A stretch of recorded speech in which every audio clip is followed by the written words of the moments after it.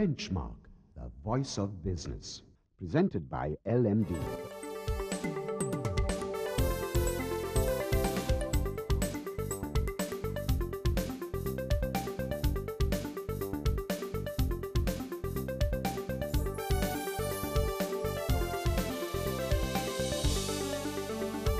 On this edition of Benchmark, in the hot seat today is Richard Buultjens, General Manager of the Colombo City Centre, as we focus on the property development sector.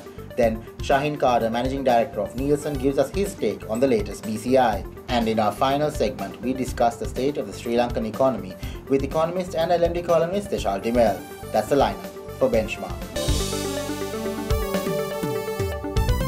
Hello and welcome to yet another edition of Benchmark. I'm Savitri Rodrigo. With iconic and landmark projects taking over the commercial capital, we've invited Richard Buultjens, who's the General Manager of Colombo City Centre, to give us his take on the property development sector here in Sri Lanka. Richard, good to have you on the show. Nice to be here, Savitri. If you look at the property development sector, what are you seeing? What is your view of the sector? Well, the sector, as I see it, is it's extremely dynamic. And it's moving at a terrifically fast pace, right? And I would see it as being entirely different from what it is within the next 3 to 4 years. I mean, I've heard so many of my customers who within say 3 to 4 months of having gone back and then come back again, mention the fact that, I mean, they have seen such a lot of a big transformation within that short period, right? And Colombo itself is being described as a global city in the making, you know, with the outer circular and intercity highways and expressways being developed, the Colombo Kottanayake Airport expressways, the Bandaranaike International Airport expansion project, the Colombo Port expansion project, the Beira Lake restoration project, and even talks of the railway modernization and a proposed metro, right? All these are bound to have an impact on the property sector and you know, the resulting property development landscape.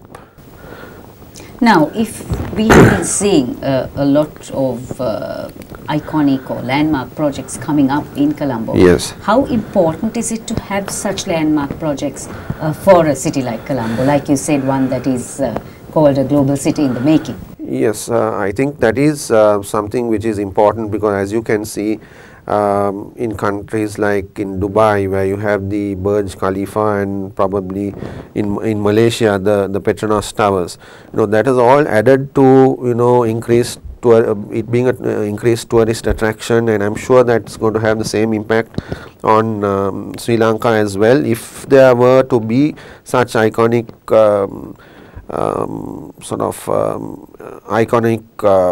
landmarks in Colombo. And you know, there has also been a trend, a change in the trend, or a trend towards you know, Colombo having more and more mixed development projects, right? There has been a move towards an expansion into the suburbs, you know, where there are more and more housing projects coming up in the suburbs, and then most of these projects also are now focusing more on the recreational and leisure facilities, where they are providing walking tracks, gymnasiums, pools. Those are now becoming standard features, because, as you know, people are becoming more and more aware of the need to be, you know, health conscious, right? We are talking more of sort of eco-friendly developments. We are talking of energy-saving initiatives. So those are some of the trends that are taking place in the real estate industry. At the same time, the sector also does face challenges. So, if you could just give me an insight onto what challenges the property development sector is facing right now. Yeah. Some of the challenges I would list are, you know, the high construction costs due to the import of construction materials, together with high labor costs. We also have loss of skilled and semi-skilled labor to more lucrative markets such as Dubai. There is the increasing shortage of land, which has created this shift towards more sort of vertical living, which has also popularized condominium living and also given rise to an increase in focus among developer companies into this area. There is also the risk of the devaluing currency, which impacts energy costs and other imports as well. There is also the need for timely infrastructure development to support this rapid expansion in the real estate industry. There is probably also a need for consistent policies, especially regarding land ownership by foreigners, foreign investment participation in real estate and infrastructure projects, and there should be, I think, infrequent changes in land ownership models. So there are frequent changes which doesn't give the investor that level of confidence that he would otherwise have had if things were stable. Another thing you mentioned was that the acute labor shortage that the industry is facing. Now, if you're looking at that, what do we need to do as a nation, as an industry, to attract the talent that we need into this sector? Well, as I said, I think the industry is still young. It's still growing, and there is a need for new talent to be brought into the industry and to be trained in the art of some or other giving that level of comfort to people who are wanting to invest. It is an art, you can't, obviously when you are investing your life savings, you need to be sure of what you are doing. So you need to have mature people who are able to empathize with the customer, who are able to convince and give that level of comfort to the customer, for him to be certain that he is making a wise investment. Now, I think that as the industry grows, right, and as like you correctly said, we are getting quite a lot of foreign investors and people coming in, we are bound to improve. So on that note, we're taking a short break. We take a commercial break now, and when we return, we ask Richard Buultjens to expand on how the overall development of infrastructure has been impacting the ease of doing business, and also a little bit more about the property development sector in Sri Lanka.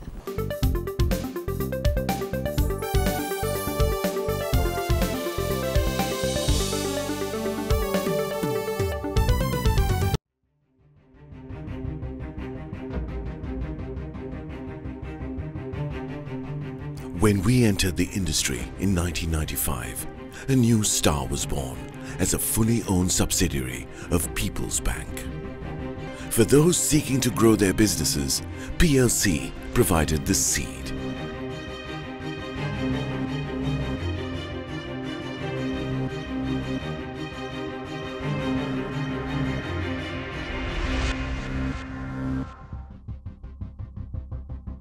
We are not only Sri Lanka's #1 leasing company, but also the largest non-banking financial institution.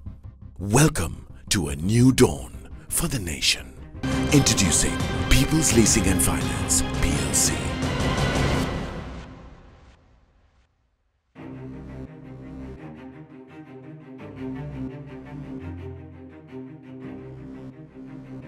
We can show you a world, shining, shimmering, splendid, amazing, beautiful, dazzling, wondrous place for you and me. A whole new world, the future's got a whole new world for you. The most advanced technology now on multiple smart devices for total convenience. Welcome to H&B New World Banking.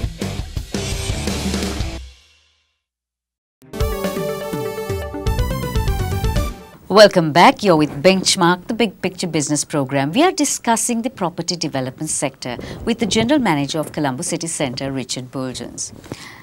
Richard, the Colombo city centre, what is the impact that is going to have on the city's landscape? Well, firstly, I'd like to say that as the name would imply, Colombo city centre, we want to create a place where when you think of Colombo, you think of the Colombo city centre as being the place, right? We want to create the impact of being at the heart of the city, right? Our project is a mixed development project which is slightly different to other mixed development projects in the country, which all have the malls and every component separately.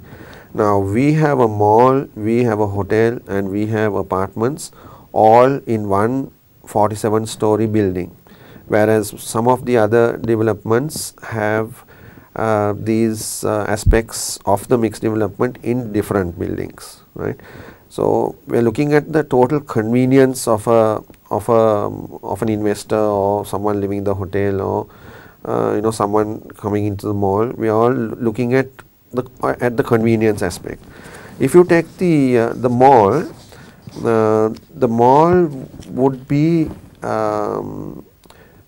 something which is very different to the malls we see in Colombo. It would be something similar to what shoppers from Sri Lanka are used to when they shop in Singapore and in Dubai. It would be of that standard. Also, the mall tenants are being sourced by a company from Hong Kong. So we are looking at getting the best international brands here. Probably it might be ahead of its time, but still someone's got to make the start, right? Ours is a joint venture between the well-known Abans Group and Silver Needle Hospitality from Singapore, whose flagship brand is the Next group of hotels. In fact, recently they opened a hotel in Brisbane, and that's the brand of hotel that's going to be at the Colombo city centre.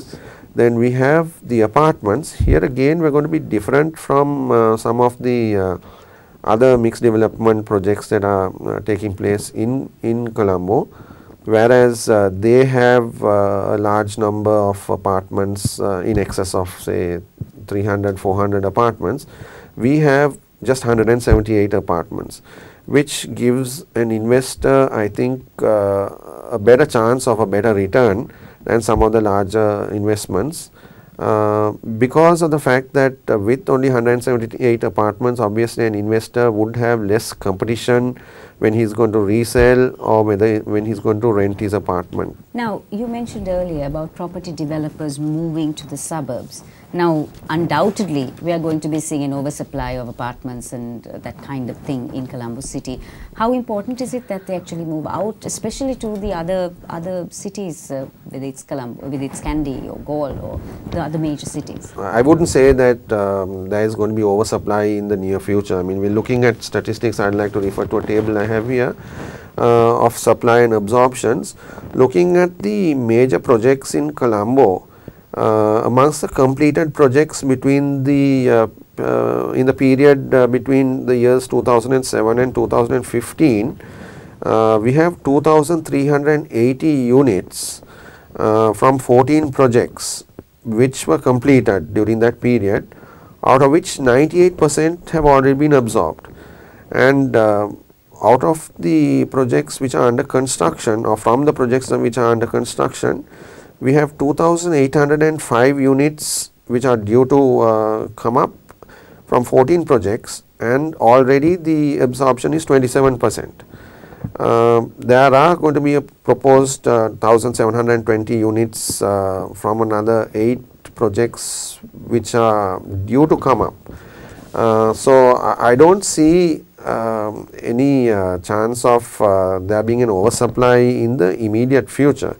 But now, having said that, we see a trend where developers are moving to the suburbs Reason being that they see an opportunity with people with their standards of living improving, with their disposable incomes increasing. As a final question, Richard, the overall development of infrastructure, like you mentioned, and also the fact that Sri Lanka has done well in the ease of doing business rankings. With all that in place, what is the outlook looking like for the property development sector, say in the medium term? Yeah, like I said previously, Sri Lanka has been rated by the World Bank as recently as this year as being the #1 country in South Asia in terms of the ease of doing business. Right, we are comparing ourselves with Nepal, the Maldives, Bhutan, Pakistan, India, and Bangladesh. This is actually a World Bank. The source is the World Bank, and it's a recent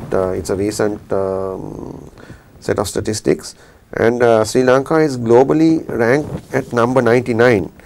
So I'm sure this is something very positive.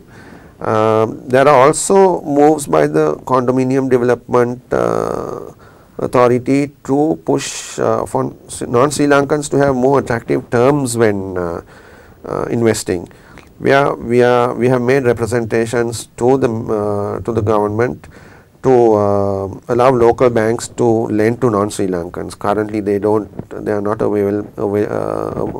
able to borrow locally. For non-Sri Lankans to buy property freely, and also to consider resident visa status for those who invest in real estate. Another thing that would give impetus to I think investment and the real estate industry is the performance of the tourist industry, where arrivals have reached 1.5 million in 2014 and is targeted to reach 2.5 million by 2016. Compared with cities like Hong Kong, Shanghai, Singapore, Beijing, Mumbai, Chennai, Bangalore, Delhi, Sri Lanka is at about 4.2% residential yield, with only Jakarta at 8.7 higher than us. So the rental yield in comparison with some of the Asian countries is very high. So that is an incentive for people who are investing for renting purposes, right? Sri Lanka is also on the verge of being classified by the World Bank as a middle income country, with the per capita income projected to sufficiently increase in the next year. The figure is targeted to cross US $5,000 by 2016, while it was US $4,000 per capita in 2014. So I think it all augurs well for the future for the real estate industry in Sri Lanka. Certainly is looking good. Thank you very much, Richard. Thanks a lot, Savitri.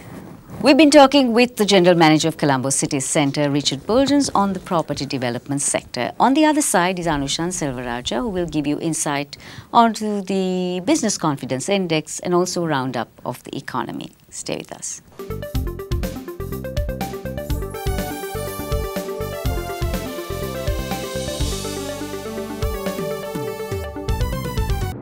Sri Lanka's #1 leasing company is now the nation's largest and highest rated finance company with 2 international ratings. Let us move the nation as one with People's Leasing and Finance PLC.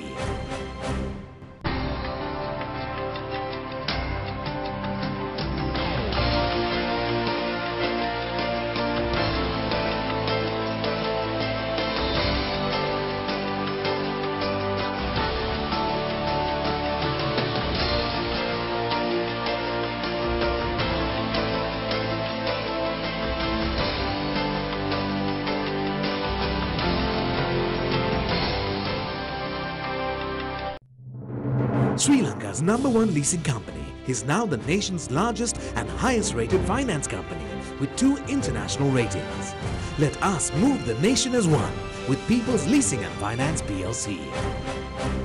We can show you a world, shining, shimmering, splendid, amazing, beautiful, dazzling, wondrous place for you and me. A whole new world, the future's got a whole new world for you. The most advanced technology now on multiple smart devices for total convenience. Welcome to H&B New World Banking.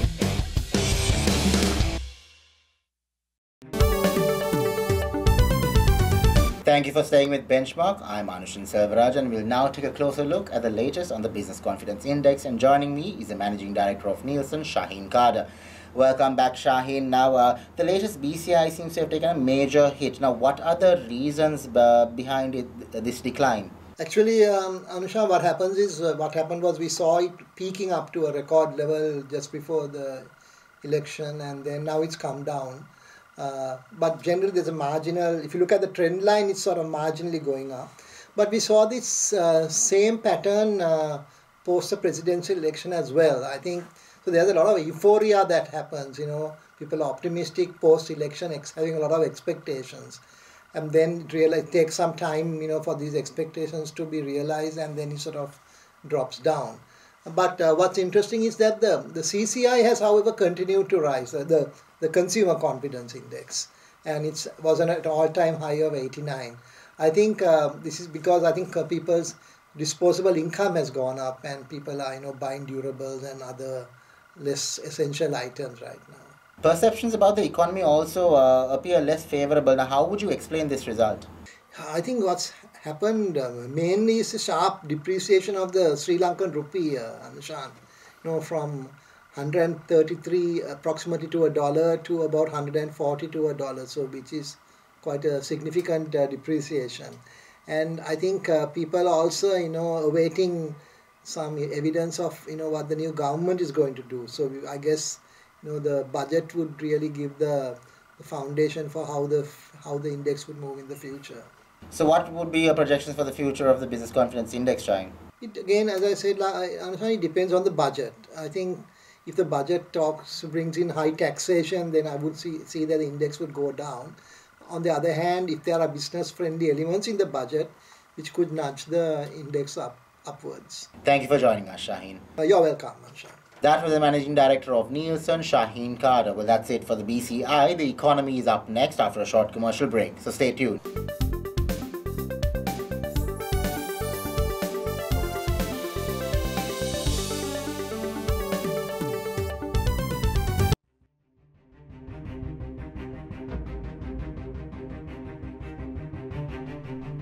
When we entered the industry in 1995, a new star was born as a fully owned subsidiary of People's Bank.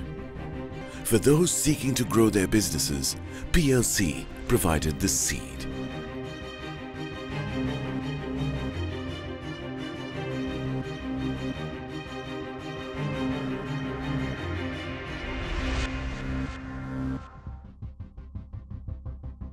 We are not only Sri Lanka's #1 leasing company, but also the largest non-banking financial institution. Welcome to a new dawn for the nation. Introducing People's Leasing and Finance, PLC.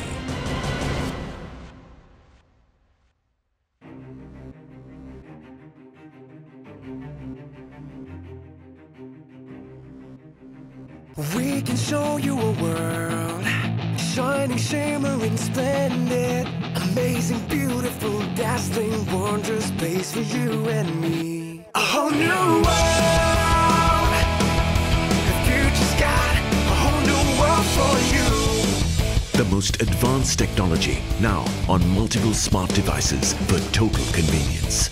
Welcome to H&B New World Banking.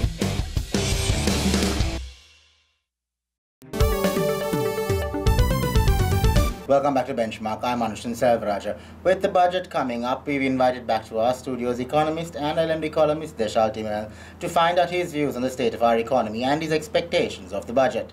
Welcome back, Deshal. So to begin with, just give us a brief overview of the state of the economy at this point of time. Yeah, Anushan, if you look at the last few weeks, the biggest development was the US dollar 1.5 billion sovereign bond that the government floated. And that was, I think, a needed, much needed move. It was budgeted for much earlier in the year, but it has been delayed quite a bit. And that has certainly, I think, in the short term helped settle down both the foreign currency markets and also interest rates It'll help the government in terms of some of its cash flow issues and some of its overseas debt repayments that are coming up. So that has, I think, certainly eased a little bit of the pressure. The rate was pretty good considering the market conditions and the quantum of investment that they were going for. It's higher. It's obviously higher than our previous rates, and there's a higher yield over the risk-free rate than before as well. But I think that is expected given the changing global scenario as well. But this is something that that had to be done, and I think it's generally been a positive in terms of its impact on the economy thus far. So what are you expecting from the budget? Well, I think the priority in this budget, Anushan, would be for the government to find a long-lasting and sustainable mechanism of increasing government revenue above these levels that we have seen for the last couple of years. We've been talking about this for a while, the fact that government revenue is extremely low compared to peers. And I think what is required now is to implement some of the more difficult administrative issues with regard to revenue collection to ensure we move from a 11% of GDP level to something closer to between 15 and 20% of GDP in the medium term. And to do that, of course, there are several things that need to be done. I think if you look at the administrative procedures, mainly things like better use of information systems within the Inland Revenue system, better interlinking of different agencies to be able to capture expenditure and so on more, and therefore target your tax collection, to prevent leakages, to rationalize some of the tax incentives that have been given. So a lot of these steps need to be taken now in order to make sure that at least in the next 2 or 3 years you can end up with a better, longer lasting revenue structure. And at the same time, it's also important that the government looks at rationalizing some of its recurrent expenditure in particular. We've seen a series of increases in recent years in terms of particularly subsidies and other handouts, and I think these certainly need to be rationalized because it really cannot be afforded anymore given the current situation.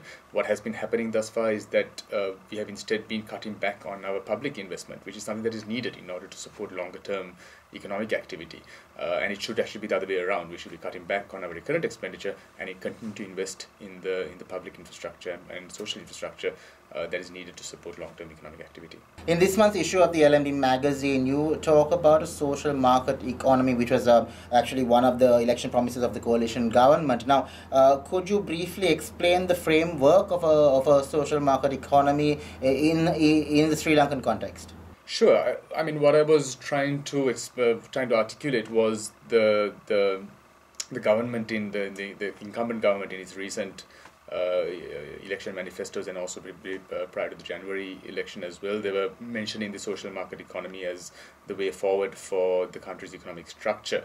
And I think there's still a lack of clarity in the public domain in terms of what exactly this entails. I think the reason that it can be a useful way of looking at Sri Lanka's economy in the future is the fact that the country now needs a significant shift in terms of the role of the government in the economy. Sri Lanka has at present got a very significant role of the government. We have about 1.4 million public sector employees, about 245 government business operations, and a very large public sector in general. So it's a very significant role in the economy, using up a lot of resources that could otherwise be used in other activities by the private sector as well. And I think that kind of structure is what has really resulted in this very high recurrent expenditure that we have inherited over the years. And that we could afford in the past when we had access to long-term development finance as capital, which had 20 to 30-year repayment tenors, very low interest rates between 0 and 2%. And at that time, we could afford this kind of large government.